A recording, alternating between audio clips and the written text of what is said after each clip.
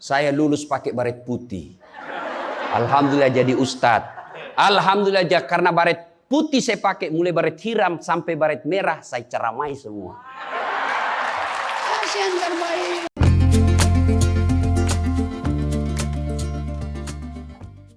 Jaga perasaan orang, jaga harga diri orang, jangan permalukan orang meskipun ibu tahu ada aib dalam dirinya. Ini penyakitnya ibu-ibu. Apa? Tukang gosip. Ini. Duduk-duduk begini, damai tapi gersang. Oh, coba lihat siapa duluan pulang, dia jadi dibicarain. Jadi gini Pak Gubernur itu dia duduk-duduk itu. Dia enggak cerita tapi apa? Dia mulutnya enggak ngomong tapi bibirnya dong. Memang fitrahnya. Apa begitu orang sini? Bukan cuma di sini. Orang Amerika juga tukang gosip perempuannya. Fitrahnya. Maka Nabi katakan kalau perempuan mau selamat, jaga mulutnya, aman dia masuk surga. Cuma kan gampang sekali kita gosip. Lewat teman kita. Apa? Nggak serasi kudungnya sama roknya. Dia bilang iya. Lipstiknya palsu. Kenapa kau tahu? Melengket di giginya. Semua mau diurus. Iya kan? Ini penyakit kita. Semua mau diurus. Ustadz aja dia gosip. Itu juga bajunya waktu di YouTube. Saya dengar tadi dilewat. Saya dengar. Itu juga bajunya waktu di YouTube. Astagfirullah. Inilah penyakit ibu-ibu. Ibu. Mau gampang masuk surga? Ketika Nabi Isra Mi'raj kan dibawa jalan-jalan masuk surga. Subhanallah. Alhamdulillah. Banyak perempuan dalam surga. Begitu Nabi dibawa lihat neraka. Nauzubillah min zalik. Ya Allah ampuni hambamu. Ya Allah ampuni umatku. Ya Allah. Kenapa? Perempuan ternyata lebih banyak dalam neraka. Ditanya kenapa bisa begitu? Ada dua kelemahan perempuan. Satu, tidak mampu menjaga suaminya. Tidak mampu mengurus suaminya. Dan yang kedua tidak mampu menjaga lisannya. Jadi kalau ibu mampu menjaga lisan, aman. Itulah gunanya masker. Supaya ibu semua mau diurusin. Iya kan penyakit kita. Ya, Bu. Maka bertanyalah ibu-ibu di Makassar. Ustadz yang saya cerita ini kan benar. Memang begitu sifatnya Ustadz. Itulah benarnya namanya ghibah. Tidak boleh kita cerita kejelekan orang. Kalau dia salah yang ibu cerita namanya fitnah. Tidak ada jalan. Ayuhibbu ahadukum kata Allah. Sukakah kamu memakan bangkai sesamamu manusia? Maka berhenti cerita kejelekan orang. Jadi gimana solusinya Ustaz? Ketika datang orang cerita. Bu katanya. Nauzubillah min zalik. Kita berlindung kepada Allah dari keburukan itu, Bu. Belum tentu suami kita lebih baik dari dia. Berhenti itu. Cuma kan enggak kita. Memang. Enggak tahu persoalan.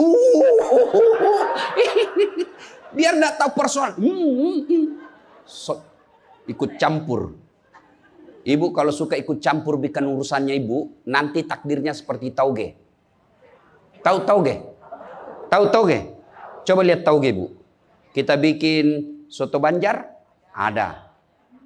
Pecel, sayur, lemper, ada. Ada tuh kalau di Makassar ada lemper. Ayo, maka karena dia selalu ikut campur, Allah takdirkan semua tauge bengkok. Dah ada yang lurus toh? Maka kalau ada ibu-ibu majelis begini kumpul, teriaki saja pagi-pagi toge nih ya. Ini penyakit perempuan. Maka ini gunanya kita peringati maulid supaya ibu-ibu pulang berhenti cerita kejelekan orang. Tidak ada gunanya menghabiskan amal-amal kita. Nabi pernah kumpul para sahabat dan bertanya, "Atadruna manil muflis?" Saudara-saudara sekalian, kau tahu siapa yang bangkrut nanti di akhirat? Mereka tidak sholat ya Rasul, dia sholat. Yang tidak puasa ya Rasul, dia puasa. Yang tidak haji ya Rasul, dia haji. Yang tidak bayar zakat ya Rasul, dia zakat sedekah. Kalau begitu siapa yang bangkrut ya Rasul? Jarusu wa khati'ur rahim. Tetangga yang jahat sama tetangganya dan yang suka memutuskan tali persaudaraan. Dan salah satu jahat sama tetangga dan memutuskan tali persaudaraan adalah mereka suka menceritakan kejelekan orang. Adakah orang yang senang dicerita kejelekannya? Ada? Ada?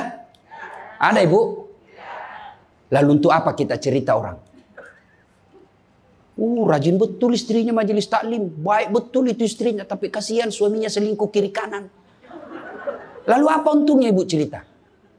Bu? Hei. Hei. Nah, satu. Pulang pengajian. Tinggalkan gosip. Dua. Rasulullah setelah menikah dengan Khadijah.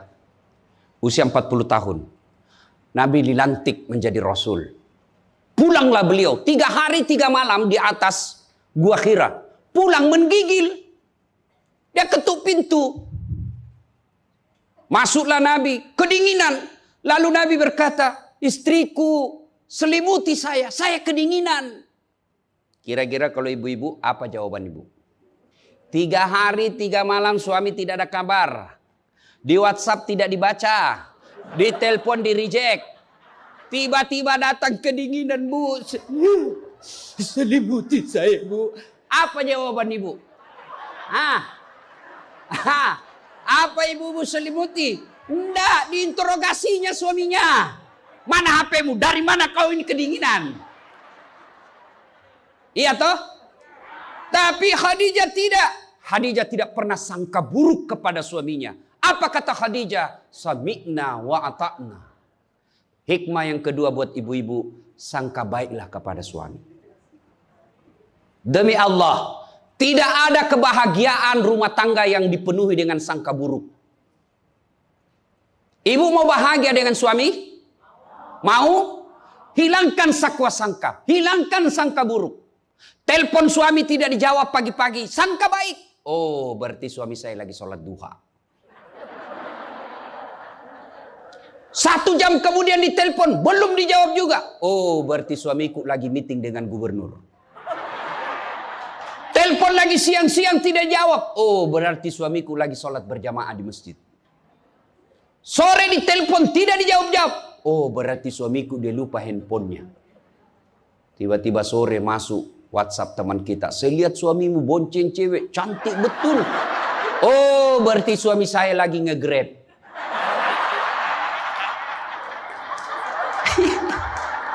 Perasaan. Ibu-ibu, demi Allah, tidak ada kebahagiaan orang yang selalu sangka buruk. Suami enak-enak kerja, hanya tidak dijawab telepon, ibu tidak bisa tenang di rumah. Sangka baik. Orang yang sangka baik, rumah tangganya pasti tidak bisa bahagia. Saya kasih contoh. Kasih contoh ibu. Suami istri 7 tahun tidak punya anak. Di tahun ke-8 dia pergi ke ahli kandungan. Periksa istrinya. Wih, alhamdulillah. Kata dokter, ibu sudah terlambat 2 bulan. Senang betul. Dia teleponlah suaminya. Pak, alhamdulillah hasil pemeriksaan saya sudah terlambat 2 bulan. Tapi Pak, jangan cerita-cerita dulu ya. Malu kita nanti kalau tidak jadi lagi. Oke Bu, ini rahasia berdua. Jangan cerita ke siapa-siapa. Setuju Bu ya? Setuju Pak. Oke. Beberapa hari kemudian datang petugas PLN. Assalamualaikum. Kata ibunya, waalaikumsalam. Siapa ya? Saya Bu. Saya siapa? Petugas PLN. Oh kenapa Pak? Ibu terlambat 2 bulan. Hui. Kenapa dia bisa tahu saya terlambat 2 bulan? Wah, dia mulai curiga sama suaminya. Pasti kelakuannya lagi nih si gendut ini. Kan suaminya gendut. Pasti kelakuannya ini si gendut ini. Pulang suaminya capek. Di jalan macet, kehujanan, baru buka pintu. Memang kau pembohong gendut. Apalagi ini pembohong. Orang capek, pembohong gendut. Apa? Kenapa itu PLN tahu saya terlambat 2 bulan? Pasti kau yang cerita. Bukan saya. Kenapa? Wah, suaminya juga marah digendut-gendutin. Dia datang ke PLN. Ada apa kau tahu istriku terlambat 2 bulan? Dia bilang ini ada catatannya Pak. Kau hapus ini. Ya boleh Pak, tapi Bapak bayar dulu. Kalau saya tidak mau bayar, ya terpaksa punyanya Bapak diputus. Kalau punya aku diputus, apa dia pakai istri saya di rumah? Dia terpaksa pakai lilin.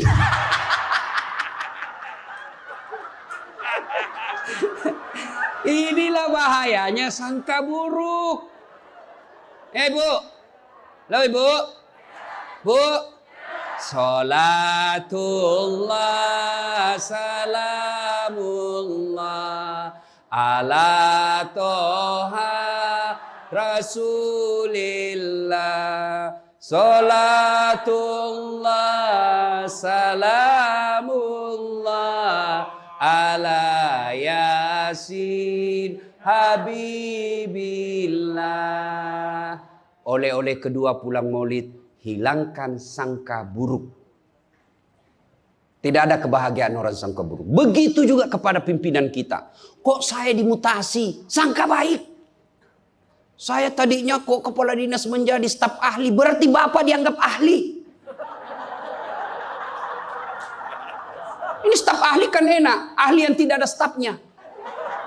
Sangka baik. Oh, berarti Pak Gubernur merasa saya perlu istirahat, banyak berpikir. Sangka baik. Jangan pernah sangka buruk. Tidak ada kebahagiaan orang yang sangka buruk. Sangka baik. Saya dalam hidup saya, betapa banyak Allah kasih pelajaran. Saya baru tahu maksud Allah yang baik setelah beberapa saat berlalu. Begitu ada kejadian, sangka baik saja. Tunggu akan muncul. Oh, ini maknanya ini. Tamat SMA kan saya daftar polisi, Bu. Tentara. Akabri. Begitu tes fisik, tidak lulus. Kenapa? Ceper.